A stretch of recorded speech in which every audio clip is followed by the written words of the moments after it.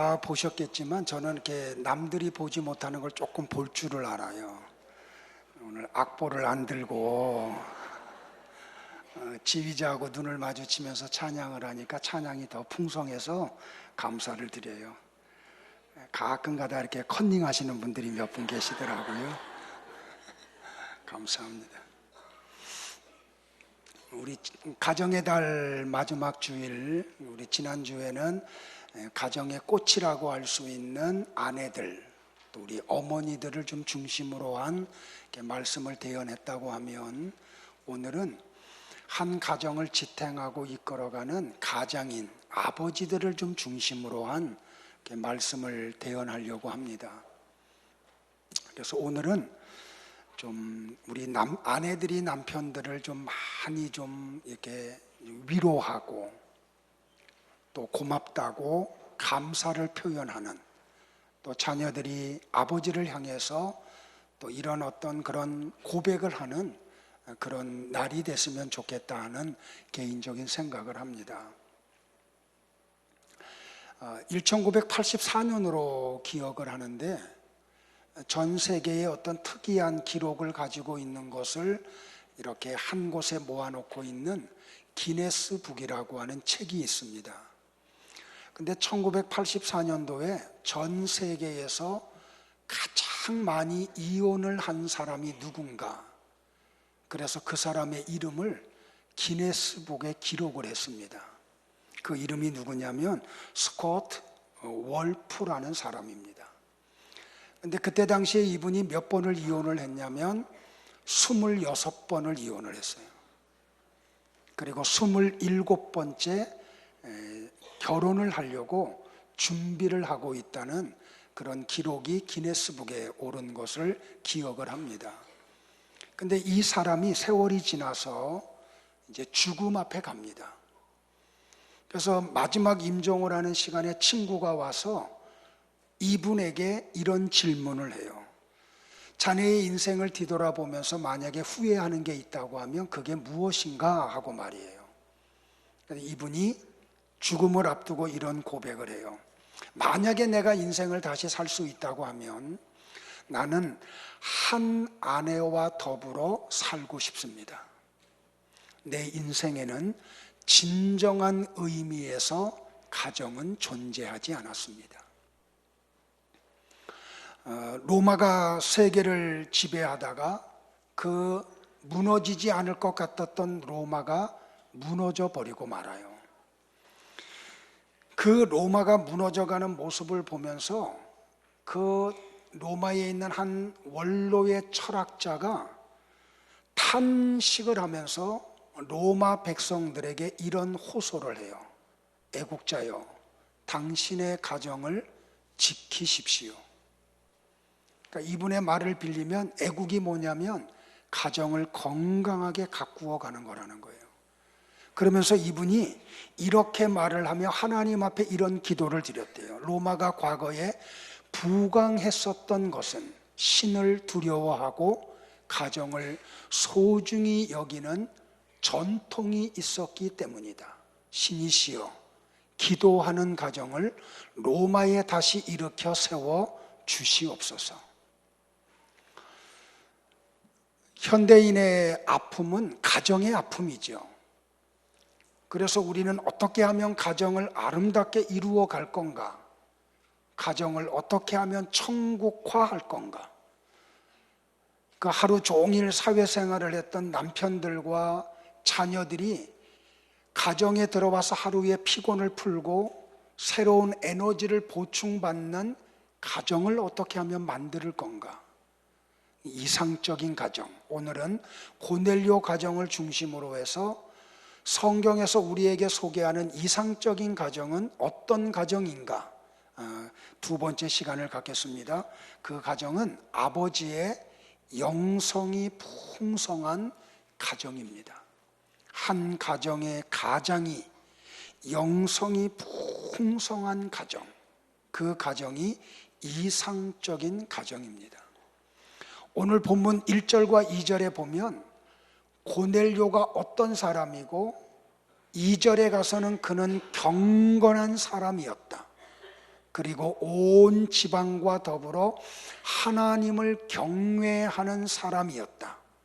백성을 많이 구제하고 그는 항상 기도하는 삶을 살았던 사람이라고 누가가 우리에게 소개를 해줍니다. 어떤 가정이 아름다운 가정이고 이상적인 가정인가? 아버지가 중심을 잡고 있는 가정이 이상적인 가정입니다. 요새는 부권이 무너지고 있는 시대죠. 가정에서 아버지의 권위가 상실되고 있는 시대를 우리가 살아가고 있습니다. 그런데 여기 한 가정의 가장인 고넬료는 어떤 사람이었습니까? 오늘 성경은 이렇게 우리에게 소개를 합니다. 그는 경건한 사람이었다고요. 한 가정을 이끌어가는 가장이 경건하다는 것만큼 복된 일이 없습니다. 저는 오늘 예배를 드리러 온 우리 남자 성도들에게 한 가지 제안을 합니다. 여러분의 개인적인 경건을 위해서 노력하기를 당부를 드립니다. 그런데 오늘 이 고넬료라고 하는 사람은 경건의 세계에 들어가기 굉장히 어려운 여건 속에 살던 사람이에요. 첫째로 그는 이방인이었습니다. 그는 신앙의 유산을 물려받은 유대인이 아니었어요. 그는 믿음을 계승받은 그러한 신앙의 가정에서 태어나고 자란 사람도 아니었어요. 신앙하고는 전혀 관계없는 이방인 속에서 태어났던 사람이에요. 그럼에도 불구하고 그는 경건한 삶의 세계로 들어갔어요. 또한 이 사람의 신앙의 세계를 들어가기 어려웠던 것 가운데 하나가 뭐냐면 사회적 신분이 높았던 사람이에요. 이달리아 부대라고 하는 곳의 백부장이었대요. 백부장이라는 말은 쉽게 말하면 밑에 부하가 100명이 있는 장교라는 뜻이에요. 지금 우리 사회에서는 그렇게 그 백부장 정도 되는 지위면 높은 지위가 아니지만 당시에는 상당한 지위였다고 하는 것이 역사가 우리에게 가르쳐줘요. 높은 지위에 있는 사람이 신앙의 세계에 들어가는 것이 굉장히 어려운 것을 우리는 알아요.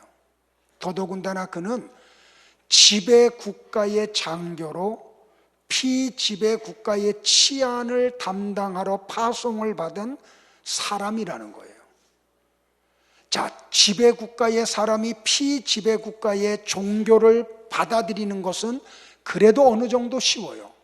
그러나 지배 국가의 사람이 피지배 국가의 종교 속에 들어가는 것은 얼마나 어려운지 몰라요. 그런데 고넬료는 경건한 삶을 살았다고 이야기를 해요. 예전에 고인이 되었지만 고 박정희 대통령이 대통령직을 감당할 때 얼마나 많은 크리스찬들이 그분을 전도했는지 몰라요. 후에는 지금은 살아계시지만 전두환 대통령이 재직할 때도 마찬가지였고요. 그런데 이분들이 전도하는 목사님들에게 했던 대답이 똑같았대요. 한 나라의 대통령으로서 특정 종교를 지지하는 것은 불가능하다라고 말해요. 결국 그분들은 그 지위 때문에 신앙의 세계에 들어오지 못하는 걸림돌이 되고 말아요. 그런데도 불구하고 고넬료는 경건한 사람이었대요. 그는 자기의 경건을 가족 식구들로 하여금 하나님을 경외하는 세계로 인도하는 가장이었다는 거예요.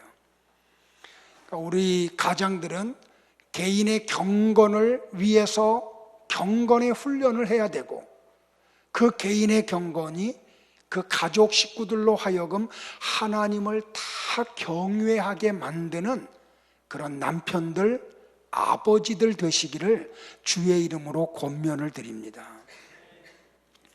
하나님을 경외한다는 것은 내게 있는 것을 아끼지 않고 하나님에게 드린다는 뜻을 가지고 있어요.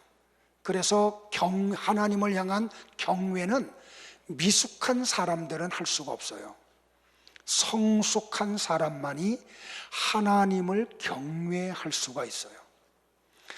창세기 22장 12절에 보면은 하나님이 아브라함에게 네가 나를 경외하는 줄을 이제 알게 됐다라고 얘기해요. 같이 한번 볼까요? 성경 봅니다. 시작. 그 아이에게 네 손을 대지 말라. 그에게 아무 일도 하지 말라. 네가 네 아들 네 독자까지도 내게 아끼지 아니하였으니 내가 이제야 네가 하나님을 경외하는 줄을 아노라. 어떤 사건이에요, 여러분들? 이삭을 번제로 드리려고 한 사건 이후에 하나님이 아브라함에게 한 말이에요. 그러면 이 하나님이 네가 이제야 나를 경외하는 줄을 알게 됐다고 말할 때 아브라함의 나이가 몇 살인가요? 100세의 이삭을 얻었으니까 적어도 이 음성을 들을 때의 아브라함의 나이는 110살이 넘은 시간이에요. 하나님을 경외하는 것은 시간이 오래 걸려요. 그저 단순히 나이를 먹는다고 하나님을 경외하는 세계 속에 들어가는 게 아니에요. 오랜 시간 동안 경건의 경건을 쌓은 사람에게서 나타나는 것이 하나님을 경외함이 나타나요. 그러니까 이걸로 볼 때 아브라함은 영적으로 성숙해지고 난 후에야 하나님을 경외하는 세계 속에 들어갔음을 알 수가 있어요. 근데 이 경외함이라고 하는 것은 내가 느끼고 판단하는 것을 말하는 게 아니에요. 하나님 편에서 내 삶을 보고 판단하시고 나타내시는 표현인 거죠. 그러니까 내가 하나님을 경외합니다, 이거는 맞는 게 아닌 거죠. 하나님 편에서 보시고 내 신앙을 보고 내 삶을 보고 아브라함이 나를 경외하는구나, 이렇게 말을 들을 수 있는 거죠. 창세기 31장 42절에 보면 야곱의 사건이 나와요. 그가 아버지를 속이고 장자의 축복을 받아요. 그리고 난 다음에 형을 피해서 그 외삼촌 라반의 집으로 피신을 갔다가 20년 만에 다시 밧단 아람으로 돌아와요. 근데 야곱이 떠났다는 이야기를 들은 라반이 군대를 동원해가지고 야곱을 추격해 와요. 그런데 하나님이 야곱을 만나기 전날 밤에 외삼촌 라반에게 야곱을 향해서 함부로 하지 말라라고 하는 경고를 하세요. 자, 그리고 그 다음날 외삼촌이 야곱을 만나요. 그때 야곱이 자기를 추격해온 삼촌에게 이런 말을 해요. 창세기 31장 42절을 또 한번 봅니다. 다 같이요, 시작. 우리 아버지의 하나님, 아브라함의 하나님, 곧 이삭이 경외하는 이가 나와 함께 계시지 아니하셨더라면 외삼촌께서 이제 나를 빈손으로 돌아보내셨으리이다마는 하나님이 내 고난과 내 손의 수고를 보시고 어젯밤에 외삼촌을 책망하셨나이다. 여러분들, 야곱이 외삼촌에게 뭐라고 이야기해요? 이삭이 경외하는 하나님이 나와 함께 하고 계시다고. 이삭이 누구예요? 아버지잖아요. 그러니까 우리 아버지들이 자녀들로부터 이런 고백을 들을 수 있어야 돼요. 그 자녀들이 오랜 세월 동안 아버지를 지켜보고 난 다음에 고백하는 말이, 우리 아버지는 하나님을 경외하는 분이십니다. 이게 이삭이 아들 야곱을 통해서 들었던 음성이에요. 그러면서 그가 뭐라고 말하기를, 나는 내 손이 수고한 자입니다 라고 얘기해요. 다시 말하면 하나님을 경외하는 사람은 불로소득을 기대하는 사람이 아니에요. 하나님을 경외하는 사람은 정직하게 일하는 사람임을 발견하게 돼요. 오늘 사랑하는 성도 여러분들, 여러분의 가정의 가장들이 경건하시기를 축복을 해요. 그리고 온 가정의 식구들이 하나님을 경외하는 가정이 되기를 주의 이름으로 축복을 합니다. 고넬료는 어떤 가정이었어요? 기도하는 가장이었습니다. 근데 고넬료의 기도를 이렇게 특징을 살펴보면 그는 항상 기도하는 사람이었대요. 오늘 본문 2절 하반절에 보니까 그가 하나님께 항상 기도하더니 라고 기록이 되어 있어요. 근데 이 항상이라고 하는 헬라어가 뭐냐면 디아판토스예요. 디아판토스.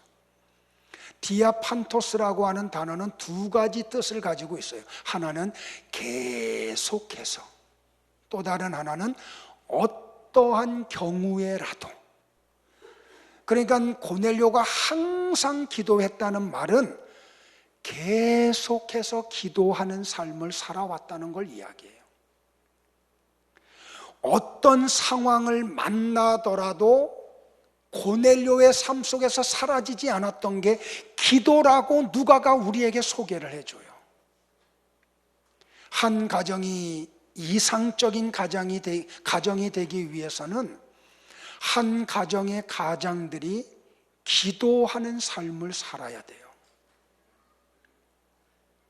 우리 남편들이요, 아버지들이요, 기도하는 분들이 되기를 축복을 해요. 성경을 보면 이삭이 40살에 리브가하고 결혼을 해요.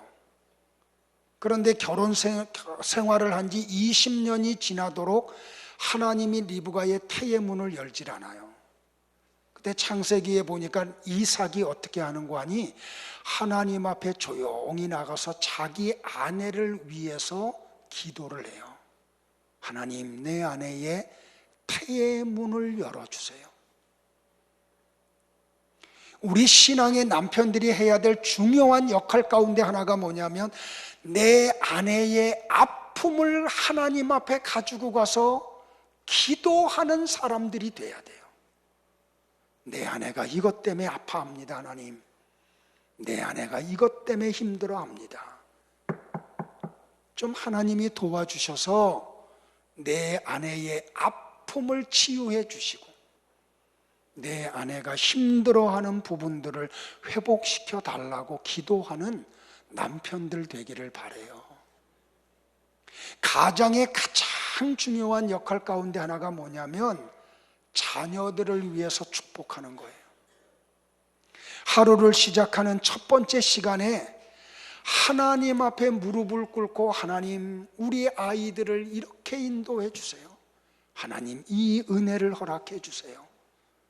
아버지의 기도를 받고 성장하는 자녀들, 아버지의 기도 속에서 사회생활을 하는 자녀들이 얼마나 기가 막히게 하나님의 은혜를 받겠어요. 그런 가정이 되기를 주의 이름으로 축복을 합니다. 유대인들은 하루에 3번 기도하는 시간을 가졌어요. 아침 9시에, 낮 12시에, 그리고 오후 3시에. 그것은 뭘 이야기하냐면 가장의 역할 가운데 가장 중요한 게 기도임을 이야기해요. 다시 말하면 여기 고넬료는 하나님을 향한 열린 창을 가지고 있었어요. 그는 무엇보다도 하나님을 사랑하는 사람이었어요. 사랑하면 두 가지를 하죠. 사랑하는 사람과 오래 있고 싶어요. 그리고 사랑하는 사람이 원하는 것을 해주고 싶어요. 자, 기도라고 하는 것은 단순하게 무엇인가를 하나님으로부터 얻어낸다고 생각하면 안 돼요. 그거는 기도의 한 부분이에요. 정작 기도의 중요한 것은 뭐냐면 내가 사랑하는 하나님, 나를 사랑하는 하나님과 오랜 시간을 같이 하는 거예요. 그리고 그분과 깊은 대화를 나누는 거예요. 이게 기도예요. 한 가정의 가장들이 이렇게 하나님을 사랑함으로 하나님과의 영적인 교제를 깊이 있게 나누는 그 가정을 한번 생각해 보세요. 얼마나 풍성할까요? 얼마나 은혜로울까요? 더더군다나 이 가정은 기도의 응답을 받아요. 오늘 본문 4절 하반절에 보니까 하나님이 보낸 천사가 고넬료에게 와서 이렇게 이야기해요. 네 기도와 구제가 하나님 앞에 상달하여 기억하신 바가 되었다고. 그래서 하나님이 나를 보내서 오늘 너희 가정에 내가 이렇게 왔다고 천사가 이야기를 해요. 근데 여기 천사가 뭐라고 이야기해요? 네 기도와 구제가 하나님 앞에 상달이 되었다고. 그러니까 고넬료는 상달되는 기도를 드림으로 응답을 받은 거죠. 이게 무슨 뜻이에요, 여러분들? 성경에 보면 사탄에 대해서 이렇게 이야기해요. 사탄은 공중 권세를 붙잡고 있다고. 그래서 우는 사자와 같이 으르렁거리면서 삼킬 자를 찾기 위해서 두루 다니고 있다고. 그러면 오늘 우리가 땅에서 드리는 기도가 하나님 앞에까지 상달이 되기 위해서는 어떻게 해야 돼요? 그 공중 권세 잡고 있는 사단의 세력을 뚫고 지나가야지 돼요. 그래서 기도가 쉬운 게 아니에요. 그래서 기도를 해보신 분들은 알지만 그래서 기도를 노동이라고 이야기해요. 그러니까 다시 말하면 고넬료는 그 공중 권세 잡고 있는 사단의 세력을 뚫고 하나님 앞에까지 상달되는 기도의 삶을 사는 사람임을 성경이 이야기하고 있어요. 저는 한 가지 소원이 있다고 하면 우리 남자 성도들이 기도의 사람들이 되는 거예요. 자기 아내를 위해서, 자기 자녀들을 위해서 하나님 앞에 간절히 상달되는 기도를 드리는 그런 남편들, 가정의 아버지들이 되기를 주의 이름으로 축복을 합니다. 자, 이 고넬료의 역할이 또 하나 있는데 굉장히 중요한 역할이 뭐냐면 가족을 구원의 길로 안내를 했다는 거예요. 잘 들으세요, 여러분들. 고넬료는 경건한 삶을 살았던 사람이에요. 온 집안 식구들로 하여금 하나님을 경외하는 삶을 살도록 가이드를 했던 사람이에요. 그런데도 불구하고 그는 아직 구원의 세계로 들어가지는 못하고 있었던 걸 알아야 돼요. 제가 이 본문을 다시 묵상하고 설교를 준비하면서 깨달은 놀라운 진리가 뭐냐면 구원과 관계없이 어떤 사람이 경건해질 수 있다는 거예요. 구원은 받지 못했는데도 불구하고 하나님을 경외하는 삶을 살 수 있다는 걸 이 성경이 우리에게 가르쳐줘요. 구원과 관계없이 말입니다. 하나님이 이 고넬료의 기도를 받고 천사를 보낸 다음에 한 가지를 지시하죠. 뭘 지시해요? 너 있는 가이사랴에서 약 한 50km 정도 떨어져 있는 요빠에 베드로가 지금 와 있어. 너 사람을 보내어서 그 시몬의 집에 있는 베드로를 초청을 해. 그래서 고넬료는 천사의 말대로 사람들을 보내서 고넬료를 초대를 해요. 근데 보세요, 여러분들. 하나님의 작품이죠. 왜 하나님이 이 일을 하세요? 이렇게 경건한 사람, 이렇게 나를 경외하는 가족, 이렇게 유대인들을 구제하는 삶을 사는 이 가정이 아직 구원을 받지 못했기 때문에 하나님이 베드로를 통해서 이 가족을 구원하시려고 천사를 보내서 베드로를 초청하라고 이야기를 해요. 자, 그래서 고넬료가 사람들을 요빠로 보내요. 그 시간에 성령 하나님이 요빠에 있는 베드로를 또 찾아오시잖아요. 그리고 이야기해요. 누군가 너를 초대할 텐데 그 초대를 거절하지 말고 가라고. 그래서 마침내 베드로가 이 가이사랴에 있는 고넬료의 가정에 와요. 그런데 보세요, 여러분들. 고넬료가 사람들을 보내서 베드로를 초청하고 난 다음에 뭐 하고 있어요? 친척들을 초대해요. 자기 친구들을 초대해요. 그리고 말씀을 들을 수 있는 환경을 완벽하게 조성을 해요.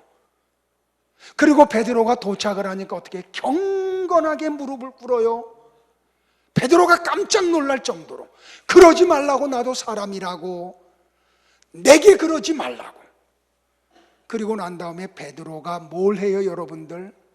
그 가정에 모여있는 사람들에게 설교를 하기 시작을 해요.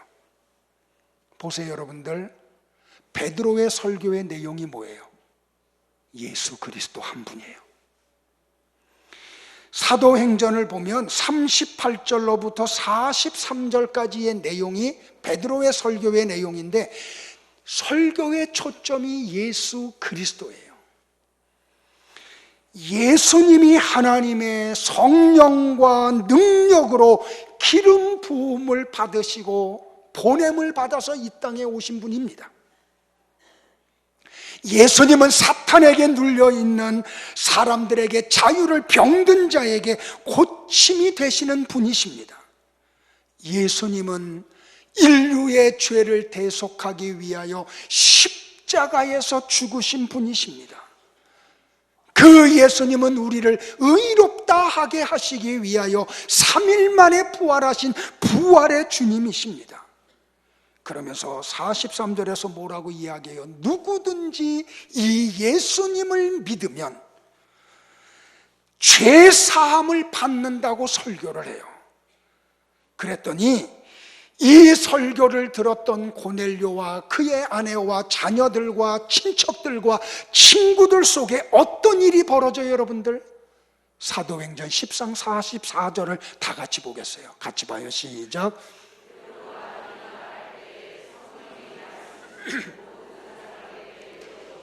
자, 베드로의 설교가 끝나고 나니까 고넬료의 가정에 와서 베드로의 설교를 들었던 모든 사람들 위에 성령 하나님이 임재하심이 일어나요.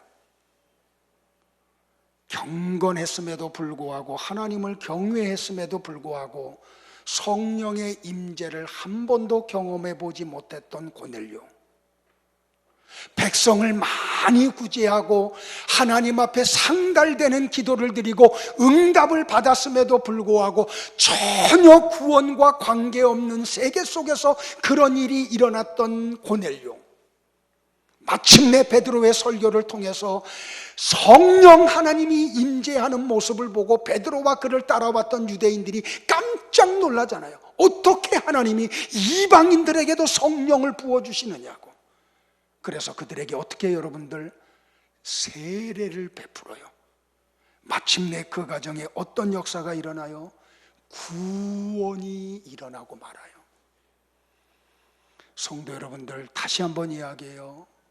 누군가가 구원과 관계없이 경건하게 살 수 있어요.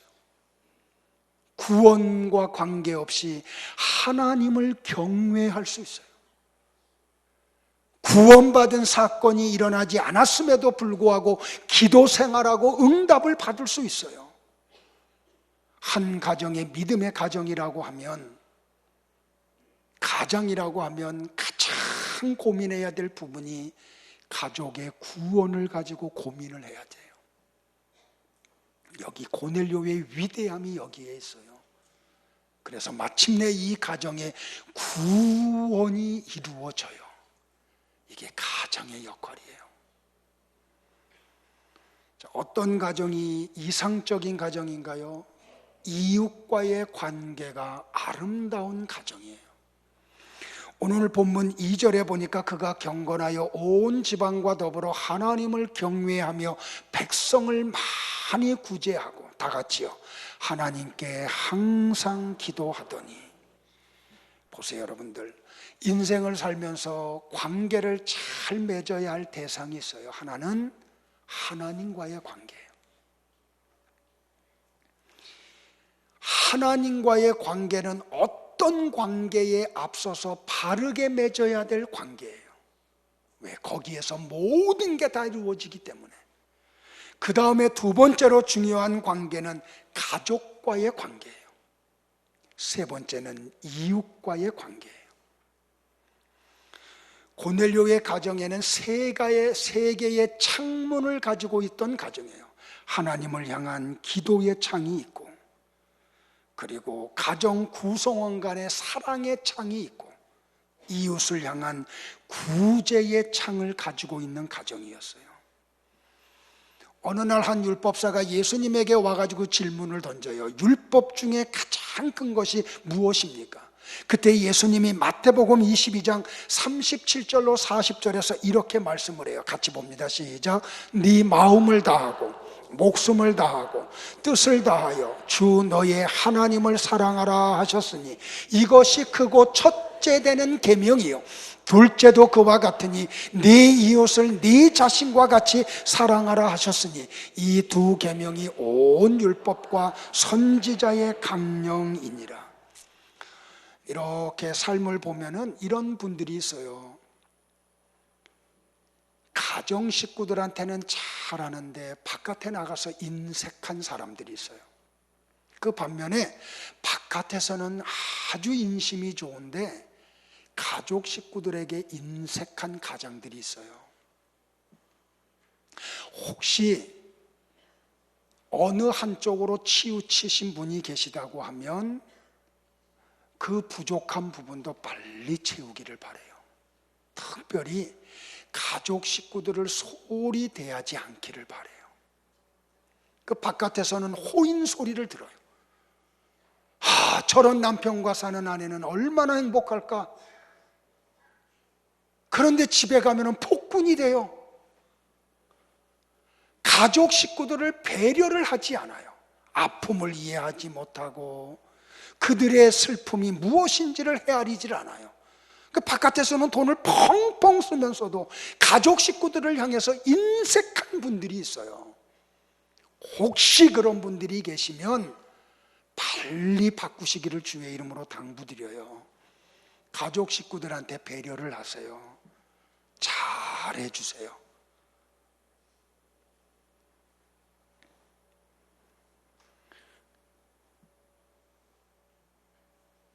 또 하나 중요한 거는 가족 관계에서 사랑이 넉넉한 가정이었다는 거예요. 이 고넬료의 가정을 보면은 이 부부가 얼마나 아름다운 부부였는지를 한눈에 보게 돼요. 이 부모와 자녀의 관계가 얼마나 아름다운 관계인지를 그냥 한 구절로 알 수가 있어요. 저는 이 고넬료의 가정의 부부가 너무너무 아름다운 가정임을 알게 돼요. 뭘로 알 수 있어요? 고넬료가 백성을 많이 구제했대요. 요거 하나로 알 수 있어요.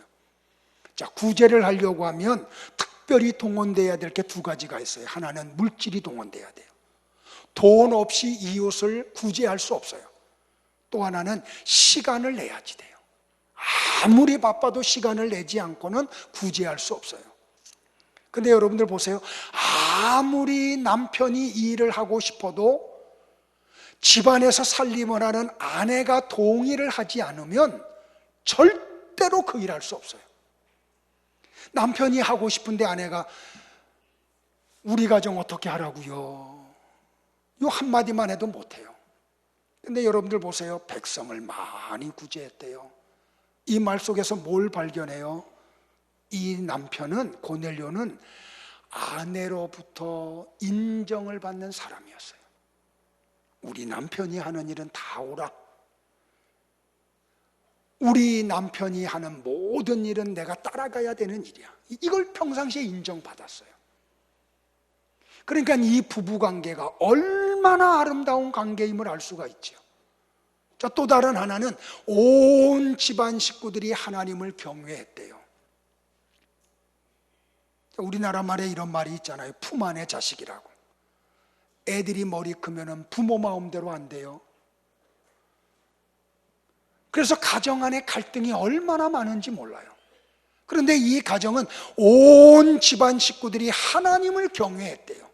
그러니까 아버지가 얘들아 우리 가정 예배하자 하면 이론이 없어요. 예 아버지. 평상시에 아버지의 권위가 살아있는 가정이요. 아버지의 위치를 견고하게 지킨 가정이에요. 그러니까 자녀들이 그거 보고 컸어요. 아버지가 무슨 말씀하면 다 다 따라가야 되는 일임을 알아요. 그러니 이 가정이 얼마나 아름다워요, 여러분들. 그런 가정들 되기를 주의 이름으로 축복을 해요. 자, 말씀을 정리할게요.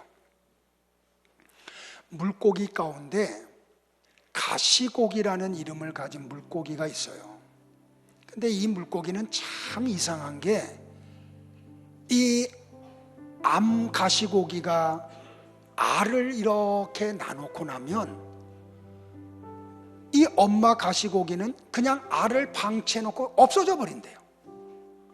그러면 그 알 옆에 누가 있냐면 아버지 가시고기가 떠나지를 않는데요.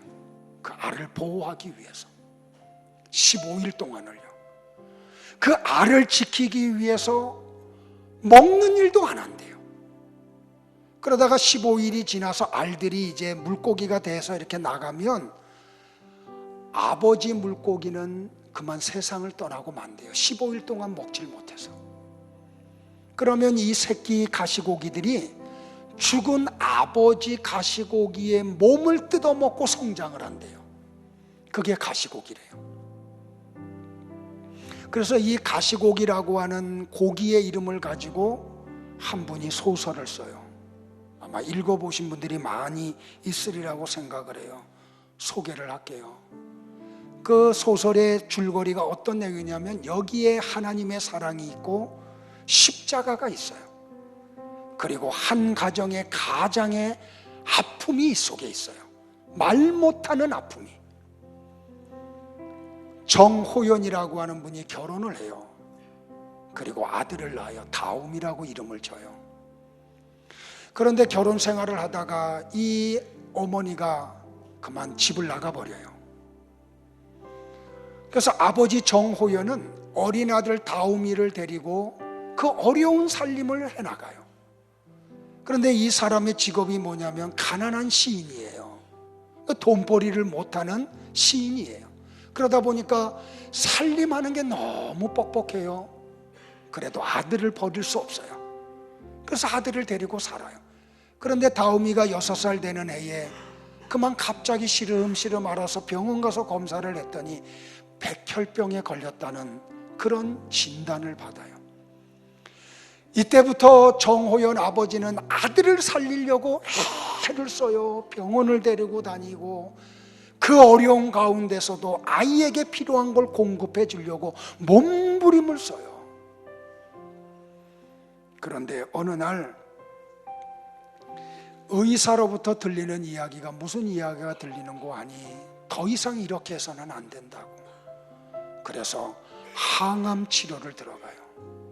애가 항암제를 맞고 나면 그냥 초죽음이 되는 모습을 보고 아버지가 너무 안타까워서 얼마나 인생을 산다고 이렇게 살게 할까, 짧은 시간이라도 좀 행복을 누리게 하려고 그 어린 아들을 데리고 저 사락골이라고 하는 시골 마을로 들어가요. 그 마을에 있는 할아버지가 케어다 주는 그 약초를 먹고 이 아이가 조금 호전되는 듯이 보여요. 그렇게 행복하게 며칠을 보내는데 다시 아이가 발병을 해요. 그래서 이 아들을 데리고 다시 서울로 올라와요. 의사를 찾아가요. 의사로부터 들리는 말이 뭐냐면, 골수 이식을 하지 아니하면 더 이상 아이의 생명을 유지할 수 없다고. 그런데 골수 이식을 하는데 들어가는 비용이 2천만 원이 필요해요. 한 끼 먹기도 어려운데 아이의 수술비 2천만 원을 마련하는 게 너무 어려워요. 그래서 아버지가 고민하다가 돈을 마련할 수 있는 방법이 자기의 장기 하나를 떼어내서 팔면은 아들의 수술비를 마련할 수 있겠다고. 우연히 그 장기 매매하는 걸 보고 아버지가 검사를 받아요. 콩팥 하나를 떼어서 아들 수술비를 마련하려고. 그런데 이 콩팥을 떼어줄 수 있는지, 건강한 콩팥인지를 검사하다가 간암 말기라고 하는 판정을 받아요. 그래서 아들의 수술비도 마련하지를 못해요. 근데 아들은 살리고 싶어. 간암하고 관계없는 뭘 하면은 내가 아들을 살릴 수 있을까 고민하다가 눈 하나를 축출하기로 결정을 해요. 그래서 각막 수술을 받아요. 그래서 눈을 하나 떼어낸 그 눈값으로 아들의 골수 이식 수술을 하게 해서 아들을 회복시켜요. 그런데 자기는 점점 죽음의 나락으로 떨어져요.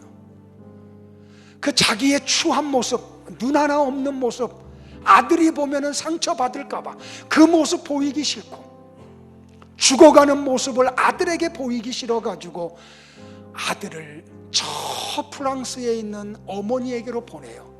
아들이 안 떨어지려고 그래요. 그러니까 마음을 감추고 아버지가 모진 이야기를 해요. 그래서 강제로 아들을 띄어내요. 그래서 아들을 불란서로 보내고 난 다음에 다시 예전에 아들과 같이 살았던 사라골 마을에 들어가서 서서히 죽음으로 들어가요. 그가 마지막 죽으면서 이런 멘트를 해요. 사람은 말이야, 아이를 남겨놓은 이상 죽어도 아주 죽는 게 아니래. 그리고 아들을 살려서 엄마 품에 보내놓고 정호연 씨는 쓸쓸하게 세상을 떠나요. 이게 가시고기의 내용이에요. 사랑하는 성도 여러분들, 가정은 하나님의 아이디어였어요. 하나님이 이 지상에 세운 두 단체가 있는데 하나는 가정이고 또 다른 하나는 교회예요. 국가는 하나님이 의도한 제도가 아니에요. 하나님은 그래서 가정이 건강하기를 바라요. 근데 이 가정을 지탱하고 있는 사람이 누구냐면 가장이에요. 아버지예요. 아버지들이 사회생활을 어떻게 하는지 아내들은 아세요? 우리 자녀들은 아버지가 가정을 부양하기 위해서 사회에서 어떤 고통 속에서 살아가는지 아세요? 직장 생활을 하다 보면 못된 상사들이 있어요. 그래서 간혹 가다가 이놈의 직장 때려치울까 하고 사표를 썼다가도 가정의 아내와 자식들을 생각하고 그것을 꾹꾹 잡아누르고 화장실 가서 눈물을 훔치고 세수를 하고 안 그런 척하고 직장 생활하는 아버지들이 얼마나 많은지 아세요? 사업을 하면서 거래처로부터 부당하게 대우를 받을 때에 이놈의 사업 때려칠까 하다가도 가족 식구들 때문에 그걸 비굴한 것 같음에도 불구하고 그걸 참고 사업을 계속해서 하는 아버지들이 이 시대의 아버지들이에요. 그런데 아내들이 이 남편들의 아픔을 잘 몰라요. 그래서 남편들이 돌아오면 그냥 바가지 긁어. 좀 오늘부터 그러지 않기를 바래요. 좀 남편들이 옆에 있으면 한번 손 한번 잡으세요. 그리고 이런 고백을 해서 여보 고맙다고, 지금까지 우리 가족 부양해줘서 너무 고맙다고, 당신 힘들었던 거 이해하지 못하고 좀 싫은 말 했던 거 용서해달라고, 너무 감사하다고, 사랑한다고. 우리 자녀들은 아버지에게 뭘 요구만 하지 말고 아버지가 말하지 못하는 그 어깨를 질러 누르고 있는 그 무거움이 얼마나 크다라고 하는 걸 좀 헤아리기를 바래요. 그래서 좀 무뚝뚝하게 아버지를 대하지 말고 좀 상냥하게 나긋나긋하게 그 애교도 떨면서 아빠 좀 여기 좀 앉아봐, 내가 어깨 좀 주물러 드릴게. 좀 어깨도 주물러 드리고 좀 애교도 떨면서 아버지한테 고맙다고, 아버지 사랑한다고. 가정에서 남편들이, 아버지들이 이런 위로를 받지 못하고 격려를 받지 못하고 사랑을 받지 못하면 사회 나가서 지탱할 힘들이 없어요. 가장이 무너지면은 가정이 무너져 버리고 말아요. 아내들이요, 오늘부터라도 남편들을 향해서 따뜻한 말 좀 해주세요. 고맙다고, 사랑한다고, 얼마나 많이 힘들었느냐고, 내게 한번 좀 기대라고, 속에 있는 얘기 좀 하라고. 우리 자녀들이 아버지에게 좀 그러기를 바래요. 특별히 여러분들 40대 후반부터 50대 60대의 분들은 어려서는 아버지 중심의 가정에서 살았어요. 저도 그랬어요. 그래서 우리 어머니가 아버지 밥상만 챙기셨어요. 왜? 아버지 무너지면 가정 무너진다고. 전에도 한번 간증했지만 아버지가 드시는 달걀의 맛이 무슨 말일까? 그거 먹고 싶은데 한 번을 주시지 않아요. 그 원이 돼가지고 우리 집에서는 달걀 떨어지면 혼나요. 근데 보세요, 결혼하고 애를 낳고 나니까 아내의 관심이 애들에게만 쏠려요. 남편은 뒷전이요, 쳐다도 안 봐요. 온통 애들에만 관심을 가져요. 한날은요, 저 양양에 가서 우리 가족이 우리 애들 어릴 때 불을 다 끄고 잠자리에 들어왔는데 갑자기 서러움이 복받쳐 올라오는데 이게 감당이 안 돼요. 자는 아내 깨웠어요. 그리고 막 펑펑 울었어요. 왜? 깜깜하니까 안 보이니까. 그러면서 얘기했어요. 여보, 나 좀 사랑해 달라고. 애들만 챙기지 말고 나도 좀 챙겨 달라고. 그러면서 아까 얘기했던 얘기를 쭉 했어요. 얘기를 하고 나니까 아내가 그때 알더라고요. 아, 그렇구나. 우리 남편이 아내의 사랑이 그립구나. 저만 그럴까요? 아니에요. 모든 남자들이 똑같아요. 자녀들을 향한 마음 10분의 1만 남편에게 쏟아주세요. 남편들이 힘이 낼 거예요. 그래서 우리 가장들이, 우리 남편들이, 우리 아버지들이 마음이 건강해야 돼요. 우리 남편들이, 아버지들이 뭔가 마음이 풍성해야 돼요. 그게 가정이요. 가정에서 그게 이루어져야 돼요. 우리 아내들이요, 오늘부터라도 잔소리 그만하세요. 좀 따뜻한 말 하세요. 위로의 말을 하세요. 격려의 말을 하세요. 그래서 여러분 남편들이 좀 힘을 얻고 우리 아버지들이 용기를 얻고 사회생활을 잘 할 수 있도록 배려하는 가정이 되기를 주의 이름으로 축복을 합니다. 축복을 합니다. 우리 가족끼리 오신 분들 손을 잡으세요. 특별히 부부간에 손을 잡으세요. 기도하겠습니다.